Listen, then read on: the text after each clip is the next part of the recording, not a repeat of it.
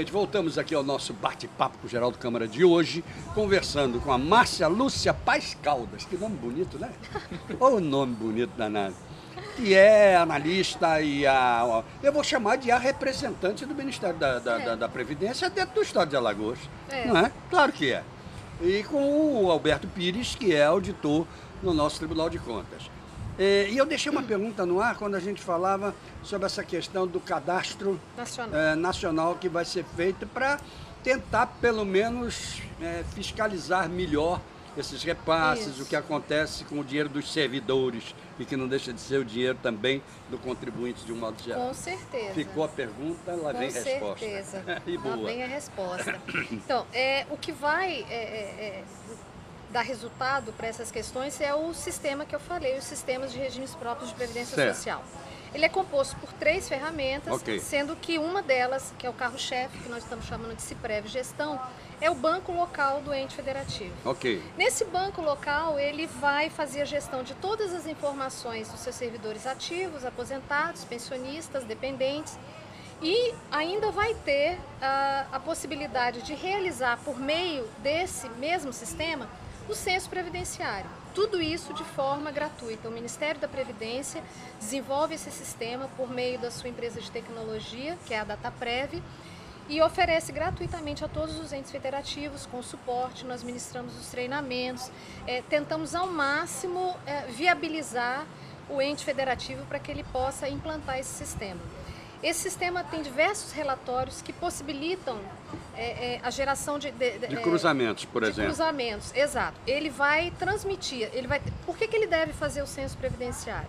Porque ele vai atualizar essas informações e quanto melhores forem essas informações, melhor retorno ele vai ter na hora do cruzamento. Concorda comigo? Claro. Se eu tiver informação. Então, e uma forma que o Ministério viu de atualizar essas informações para que o ente federativo não tenha tanto ônus é colocar dentro desse sistema o módulo de censo previdenciário. Então ele atualiza tudo ali, ele não precisa contratar uma empresa para jogar tudo ali para dentro depois, tudo que ele faz é ali dentro. A partir dali ele gera alguns arquivos que vão ser transmitidos ao Cadastro Nacional, que a gente está chamando de CNIS RPPS. Hoje nós temos o CNIS RGPS, né, que é o Cadastro Nacional de Informações Sociais do Regime Geral, são os empregados vinculados ao INSS, e o Cadastro Nacional de Informações Sociais do RPPS, que são dos servidores públicos. Com esse cadastro nacional, a gente pretende fazer um cruzamento dessas informações com o cadastro, com o CNIS do regime geral, com o sistema de óbitos, com vários sistemas corporativos. Que deve ser um problema sério, o sistema de óbitos. É um problema sério. Muito bem. Então, porque muitas vezes a pessoa morre, não vai lá, fica com um cartãozinho, continua recebendo. Então o que vai acontecer? Com esse cruzamento que vai sendo feito, esse terceiro sistema, que a gente está chamando de informe CNIS RPPS, ele vai captar esses relatórios e vai devolver para o gestor informações daqueles servidores que está trabalhando aqui hoje, mas tem vínculo lá, quer dizer, os famosos fantasmas. Perfeito. Aqueles servidores que por acaso aposentaram por invalidez no seu ente federativo, vão embora ou ficam por ali mesmo, mas na verdade não são tão inválidos assim. E retornam à vida laborativa e lá no INSS até para conseguir uma outra aposentadoria. E sendo que, nesse caso, ele está lesando o ente federativo, porque se você foi aposentado por invalidez é porque você já não tem condições. Perfeitamente. Mas então, se você for aposentado por idade, aí é outra que é um história. direito seu. Não, aí os casos lícitos são tratados. Tanto esse que o outro é um caso lícito. É um caso lícito. Muito bem, agora eu te pergunto história. uma coisa. É muito interessante isso. Você é aposentado por idade, ok? Então você recebe o salário mínimo. Vamos botar a coisa por baixo. Recebe o salário mínimo. Aí você vai prestar serviços depois a um ente federativo, ok? E é descontado do INSS. E é descontado no valor quase que equivalente àquele valor que você recebe. É correto. Não, é correto, só que o que acontece? Ele poderia se aposentar novamente desde que ele atingisse novamente aquelas regras, porque você não pode usar tempo concomitante. Não, o que eu estou perguntando Então, é o seguinte, mas se você não há aposentar... impedimento nenhum. Não há impedimento. Não, nós temos Tudo bem, até um mas serviço por que público. que ele é descontado de novo?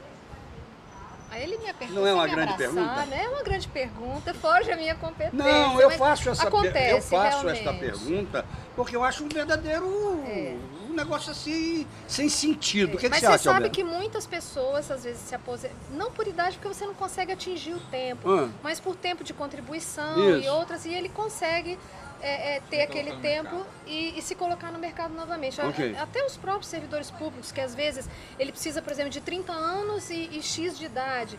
Então ele aposenta, né? E o que sobrou, digamos que ele trabalhou lá 40 anos, ele averba para o INSS e depois se aposenta lá. Certo. Então isso é perfeitamente legal, desde que não sejam usados tempos concomitantes. Entendi. Então existem essas questões realmente, mas isso não vai é, estar não é no ilícito, cadastro. não. Isso vai estar no cadastro? Vai estar no cadastro. Agora, tudo é de se verificar. Tanto que até mesmo os indícios de óbitos que aparecem lá, que devem aparecer, eles são investigados para que se possa verificar se realmente aquela pessoa faleceu. Okay. Porque pode haver um engano aqui ou outro. Bem. Né? Pega o microfone, Alberto, pega o microfone. Ou o quê? Homônimos, por exemplo. Perfeito. Nessa questão aí, o que a gente vê? Você tocou um ponto bem interessante. Nós puxamos isso daí pelo CPF, nome da mãe. Exatamente. Então, muito vai depender do cadastro que ele tem lá no CIPREV. Entendeu por que é importante fazer o censo previdenciário? Que o cadastro esteja atualizado para que não haja equívocos dessa natureza. Porque se ele cruzar lá e identificar o homônimo e não tiver o CPF ali, aí ele pode realmente, ele tem que obrigatoriamente fazer aquela checagem. Ao passo que se a base de dados lá no CIPREV estiver bastante consistente, além de você ter um retorno melhor dessas informações, você vai ter ótimos relatórios lá para avaliação Muito atuarial. bem. Mas eu te pergunto uma coisa, Márcia. Não seria, por exemplo, o sistema cartorial o melhor sistema para a informação do falecido? O CISOB Não é dessa forma. Não é assim? Quer dizer, assim. todo mundo que morre precisa de uma certidão de óbito. E aí? Não, todas elas são obrigatoriamente encaminhadas ao INSS? Sim, devem ser encaminhadas ao INSS. O que ocorre às vezes é aquelas pessoas que morrem, enterram numa vala e não vai para continuar recebendo. Mas isso cedo ou tarde aparece. Primeiro porque normalmente uma coisa dessa natureza acontece em municípios menores, onde todo mundo se conhece e a notícia do falecimento daquela pessoa acaba chegando e você vai pegando. O cerco vai se fechando e eu acho que essa busca dessa transparência vai ficar muito clara com a implantação desses sistemas. Perfeito. Deixa eu perguntar ao Alberto o seguinte. Alberto, falamos em cruzamento, vamos fazer o cruzamento do Tribunal de Contas com essas ideias magníficas que a Márcia traz para nós, para conhecimento nosso. E uma delas trata de um projeto, se não me engano o nome é esse, de plano de cooperação técnica, não é isso? Isso, com os municípios é plano de trabalho e normalmente com o Tribunal de Contas é um acordo de cooperação técnica. Acordo de cooperação técnica, muito bem. Como é que você enxerga isso enquanto auditor do Tribunal de Contas? Isso é importantíssimo. Porque, na realidade, isso eu já trabalhei em outras áreas de governo, que quando nós falamos em, digamos assim, Estado, na realidade o Estado ele é fracionado, digamos assim, né, por meio de, seja no governo federal, ministérios, secretárias, enfim. E esse fracionamento, às vezes, enfraquece o Estado. Perfeito. Então, de forma que a cooperação com os seus órgãos, entidades, instituições, ela é fundamental para justamente fazer essa integração e o Estado agir de forma conjunta. Então, por exemplo, o Tribunal de Contas procura fazer essa cooperação com o Ministério da Previdência, com a CGU, por exemplo, com o próprio TCU.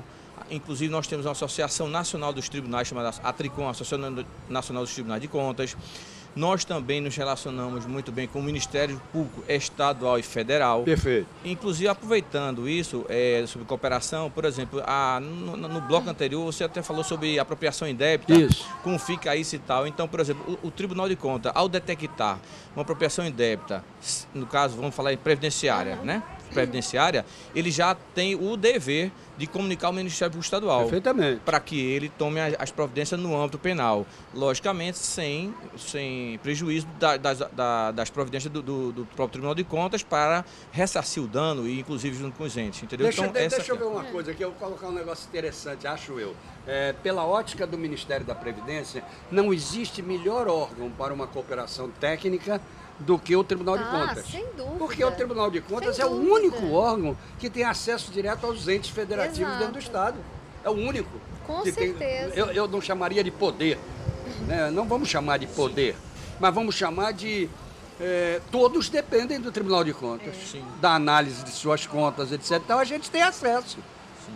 É o único. A Assembleia tem? Não tem.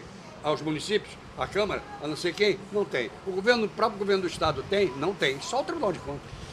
Geraldo, isso que você colocou, inclusive foi enaltecido e lembrado nos congressos nacionais dos tribunais de contas, junto à Tricom. Perfeito. Que os tribunais de contas são um manancial de dados e, logicamente, precisam ser tratados para se transformar em informações úteis. Entendeu? Esse dentre outros desafios da administração pública, esse é um deles.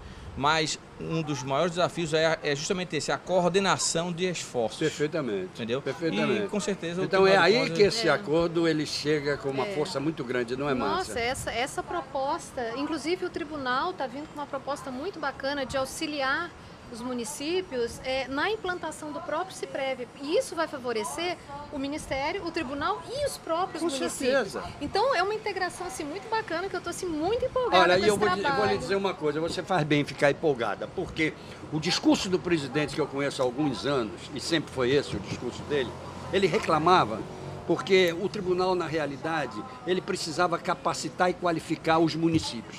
E ele vai fazer isso gratuitamente. Na hora em que ele tem junto com ele o Ministério da Previdência nessa área, também qualificando e capacitando gratuitamente, meu Deus do céu, está formada uma aliança para ninguém botar defeito. Com certeza. Geraldo, nós estamos muito otimistas mesmo com relação a isso. Inclusive, na reunião que tivemos, né, com a nossa colega Márcia, o nosso diretor técnico de tecnologia, ele lembrou que nós temos o SICAP, que é um sistema desenvolvido na mesma linguagem, que vai, eu sou antigo, diria assim, fazer uma interface. Né? Hoje tem outro nome, né? Mas enfim, vai se comunicar, vai apenas mudar o layout, enfim, adequar o layout. Ele vai adaptar os layouts do CIPREV aos layouts para eles poderem se integrar. Muito bom. E então ele vai aproveitar... Falarem a mesma língua. Exatamente. Então, eles vão aproveitar as informações que o tribunal está recebendo dos municípios para ajudá-los, para inserir no CIPREV e depois já entrega a eles. Né? Já a base mais ou menos carregada, eles só vão ter o trabalho realmente de manter atualizado. Isso quer dizer o seguinte, gestores bem intencionados, sejam bem-vindos. Gestores mal intencionados, cuidado. Sim. É verdade. Não é por aí. Não é isso que esse Brasil, esse país está precisando, Márcia, de transparência. Com certeza. Eu acho que só não vem em busca dessa questão, desses sistemas, dessa integração, dessa parceria, quem realmente não está preocupado com a transparência. O que você diria nesse final de programa que você acha importante acrescentar ao nosso público telespectador? É aquilo que eu dizia a você. A gente gosta de trazer assuntos que não são muito comuns ao telespectador, para que ele possa entender, e ele entende numa linguagem bonita como a que vocês empregaram hoje, porque vocês empregaram uma linguagem que foi acessível a todo mundo. O que você diria a eles? O sistema de previdência, entendeu? É um sistema fundamental para o equilíbrio de um país e que, como ele é de longo prazo, não é? Os efeitos dele são sentido de longo prazo. As pessoas às vezes não dão o devido tempo, porque nós somos muito imediatistas, entendeu? Mas que essa reorganização ou melhor organização que o Ministério da Previdência está trazendo para que em conjunto com o Estado de Alagoas e os outros estados e os municípios o façam, é importantíssimo para o equilíbrio das contas e, consequentemente, o que chama-se muito hoje em dia, chama-se sustentabilidade. Perfeitamente. Não há condições de você ter sustentabilidade econômica e as consequências sem ter uma previdência saudável. Sem dúvida alguma. Sem dúvida. Muito obrigado por ter vindo, Alberto. Com certeza. E eu espero que você esteja nesse programa algumas vezes. Obrigado, Geraldo. Muito obrigado. Foi um prazer, né, Márcia? Para mim também foi um Márcia, prazer inenarrável. Eu também quero agradecer muito a você, mas pedir a você que deixe uma mensagem. Agora, eu não ia pedir a você para deixar uma mensagem ao público de um modo geral, não. Deixa aos prefeitos, presidentes de câmaras, etc, etc, etc, que nos assistem e como nos assistem. Eu acho que nós estamos aí à disposição para ajudá-los no que for preciso. O Ministério está fazendo a sua parte na busca desse auxílio, da transparência e principalmente também, o Geraldo, não só os prefeitos, os gestores, mas os próprios servidores que têm o direito de ter essas obrigações cumpridas por parte do gestor, porque ele é descontado mensalmente, né, nas suas contribuições, e saber como que essas contribuições estão sendo geridas pelo Instituto de Previdência e pela Prefeitura. E ele podendo ter acesso a isso. Ele pode e deve ter acesso a isso, porque ele tem que saber garantir o seu futuro, é o futuro dele que está ali em jogo. Muito bom. E eu estou à disposição aí para ajudá-los no que for preciso. E vou fazer mais, eu já estou fazendo um convite aqui no ar. Eu quero montar o outro programa nosso, que é o Almoçando com a Notícia, em cima deste assunto, aproveitando a vinda de mais uma pessoa que você disse que possivelmente esteja por aqui, a gente montar um Almoçando com a Notícia sobre esse assunto, trazendo o prefeito, trazendo gente do Estado, fazer uma bela discussão, um programa de 1h30 que você vai gostar de vê-lo e de participar dele, ok? Bom, vai ser muito bom também contar com a participação dos meus colegas lá do departamento em Brasília, que tem muito conhecimento, tem muita coisa a agregar, inclusive nos outros setores, né? Que é da área de contabilidade, auditoria e de legislação. Muito obrigado por ter vindo. Eu que agradeço, Geraldo. Você foi um prazer. Simpatia. Ai, obrigada. Foi um prazer. O Ministério da Previdência, quando colocou você como representante aqui, sabia o que fazia. Não era só pela competência. Imagina. Muito obrigada. Eu quero agradecer a vocês mais uma vez por terem estado conosco até agora e quero lembrar o seguinte. Primeiro, você tem 3 maneiras hoje de assistir esse programa. Uma, normalmente, pela TV Mar, canal 25, ao meio-dia, às 7h15 da noite, mais ou menos, depois de meia-noite, ok? Pela TV. A outra, pela internet, através do portal gazetaweb.com. Quando você acessa, você vai lá em cima, assista aqui a TV Mar ao vivo. Isso nos horários previstos. E agora a grande novidade, estamos no YouTube, desde a semana passada. Então o programa que vai ao ar, 2, 3 horas no máximo depois, já está à disposição de todos vocês. Então é só acessar youtube.com/TVMar25. E lá estão todos os programas da TV Mar, sem exceção. Valeu? Muito obrigado. Obrigado a vocês que estiveram conosco até agora. Até amanhã, se Deus quiser, com mais um bate-papo com o Geraldo Câmara. Ele mandou dizer que quer. É ele que manda, o encontro de amanhã está marcado. Até lá, gente.